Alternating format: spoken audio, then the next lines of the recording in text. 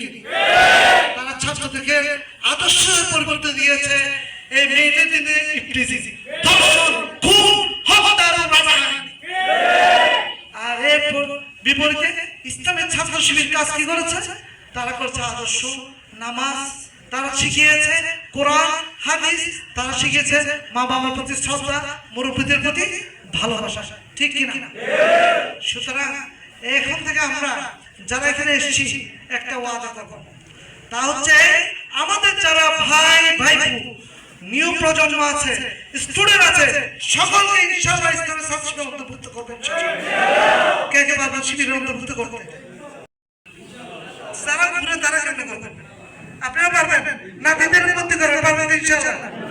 যে ইমানদাররা একটু দেখার অনুরোধ রইল। তাহলে আমরা যাতে বিপদগামী না হতে পারে, অসৎ উপায় অবলম্বন না করতে পারে, ইয়াবাখুর না হতে পারে, সন্ত্রাসবাদী না হতে পারে, তার বিপরীতে আমরা ছাত্র শিবির ভর্তি করব ইনশাআল্লাহ। তাহলে আমার দায়িত্ব শেষ তো? আচ্ছা না, তাহলে আরো কিছু আছে। সেটা কি? বাংলাদেশ জামাত ইসলাম। এই জামাত ইসলামের কাজ কি? আমরা এতক্ষণ পর্যন্ত গুরুত্বপূর্ণ কথা শুনতে পেয়েছি। এই জামাত ইসলামের কাজ হচ্ছে ইনিল হুকুমু ইল্লাল্লাহ। যেহেতু হুকুমত চলবে কার? আইন চলবে কার? শাসন চলবে কার? আর জামাত ইসলামী তা চায়। এই জন্য প্রত্যেকটি ক্ষেত্রে নেতৃত্ব কর্তৃত্বকে দিতে হবে আপনাদেরকে।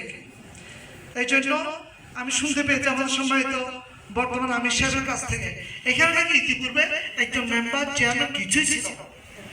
আমরা কি আজ থেকে এখন থেকে এই ওয়াদা করব, এই আশা রাখবো, এই স্বপ্ন রাখবো, আগামী ইলেকশনে ইউপি চেয়ারম্যান, মেম্বার সমস্ত কিছু ইনশাআল্লাহ এখান থেকে আমরা দেবো। আপনারা রাজি আছেন কি নাই? সুতরাং এক্ষেত্রে আমি শেষ অনুরোধ করবো, যারা দায়িত্বশীল আছেন ওনাদের সাথে পরামর্শ করে আগামীতে এই 2 নম্বর ইউনিয়ন হবে জামাত ইসলামের নমিনি ইনশাআল্লাহ। হোসেন আশরাফ ভাই কোন লাভ হবে না রুট লেভেলে। এখন আমরা বলি এমপি হবে, তবে আকাশের সূত্র কিছু না, বরঞ্চ আমাদের গুরুত্বপূর্ণ আছে মেম্বার। সমস্ত ফয়সালা বিচারের মাধ্যমে হয়, সমস্ত কিছু হচ্ছে চেয়ারম্যান মেম্বারের মাধ্যমে। গুরুত্বপূর্ণ আছে মেম্বার। ঘরের মা বোনদের সাথে সম্পর্ক কার সাথে ভাই? এটা গুরুত্বপূর্ণ না? আপনাদের উপর যদি ইউপি চেয়ারম্যান মেম্বারের দায়িত্ব আছে, আপনারা পালন করবেন কিনা? কেউ তো হাত তুলতেছেন না। করবেন না? কেন মামলার পরে লুকিয়ে যাবেন, হামলার পরে লুকিয়ে যাবেন? ইনশাআল্লাহ সেই সুযোগ আর হবে না। কারণ যারা 15-16 বছর করেছিল তারা সাজাকাল আজিম বইলা গাট্টি গুন্ডা নিয়ে কোথায় চলে গেছে? মামার বাড়ি ইন্ডিয়া।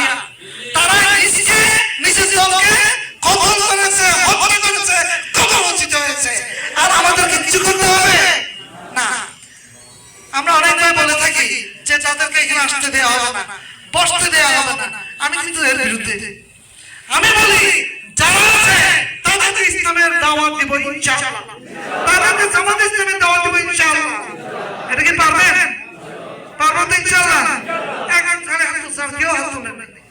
এখন থেকে সেই কাজটি করতে হবে। আমরা প্রতিটি ঘরে ঘরে তালিকা করে করে ইনশাআল্লাহ জামাত ইসলামের দাওয়াত দেব। পারবেন ইনশাআল্লাহ? কে কে পারবেন জামাতের দাওয়াত দিতে? এটা আমি তাকে হাত তুলে দিই। আলহামদুলিল্লাহ সবাই তুলেছেন। এখন ডাক দিলে আর ইনশাআল্লাহ। প্রিয় ভাইরা, আমাদের যেতে হবে। কারণ কেন? ওমান আহসানু কাওলাম মিম্মান দাআ ইলাল্লাহ। এই কথা কার? আল্লাহ। ওই ব্যক্তি সর্বোত্তম যে মানুষকে দাওয়াতি কাজ করে। ও তো বলিলা সাবিলা বিকাবিল হিকমা, যে তোমরা মানুষকে ডাকো হিকমত সাহায্যে। এটা অর্ডারটা কার? আল্লাহ। সুতরাং আমি বিনীত অনুরোধ করব, আপনারা সকলে ব্যক্তিগতভাবে, সামাজিকভাবে, সামাজিকভাবে, পারিবারিকভাবে দাওয়াত করে আজ থেকে এখন থেকে দাওয়াতি কাজ করব। প্রতিটি ইনশাআল্লাহ আমার কাছে দাওয়াত দেন, আমি ইনশাআল্লাহ এই দাওয়াতি কাজে অংশগ্রহণ করব। দ্বিতীয় নম্বর হচ্ছে আমি দুটো কথা বলে শেষ করতে যাচ্ছি, যেহেতু আসরের নামাজ হয় না। আর দ্বিতীয় কথা বলতে চাই, সময় তো উপস্থিতি আমরা যারা আছি জামাত ইসলামী কার টাকা চলে? কার টাকা চলে? আমাদের টাকা। তো এখন তো আমরা বলতে পারি জামাত ক্ষমতায় আসছে আর টাকা পয়সা লাগবে না, ঠিক কি না? টাকা পয়সা লাগবে, বরঞ্চ বেশি লাগবে। যেহেতু আগের কাজ ছিল লুকিয়ে লুকিয়ে, আর এখন থাকছিল প্রকাশ্যে, এগুলো সব খরচ হবে যে ব্যয় বিষয় না। সুতরাং এই বাড়তি দিব না কমতি দিব? আগে যারা বাইতুল মাল দেননি তারা নিয়মিত করবো তো ইনশাআল্লাহ। ওয়াদা তো? আচ্ছা, এই ওয়াদাটা কি